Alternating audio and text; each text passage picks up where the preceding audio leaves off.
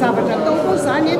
tsara fa zavatra manodidina boky daholo ny resantsika satria hoe amboteona ny sokatra sy ny endrika amam-bika dia ao ny fiarah-miasa amin'ny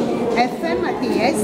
izay hoe fédération kanto ny teny sy ny soratra ary ao indrindra fiarah-miasa amin'ny FAVI izay fédération mikasika ny aira ara-kendrika amam-bika io no tena hafa mihitsy satria samban'izao vao misy fiarah-miasa eo amin'ny mpanoratra sy ireo mpanao sary ay noho izy ity ka azo atao avy ny soratra daholo ny hetsika rehetra ny soratra azo avadika film cinéma film court ay ve no soratra azo atao sary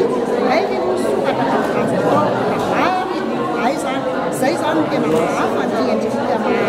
ty hetsika ity ary indrindra fa tsy mikely amin'io fiarah-miasa amin'io amin'ny tanà satria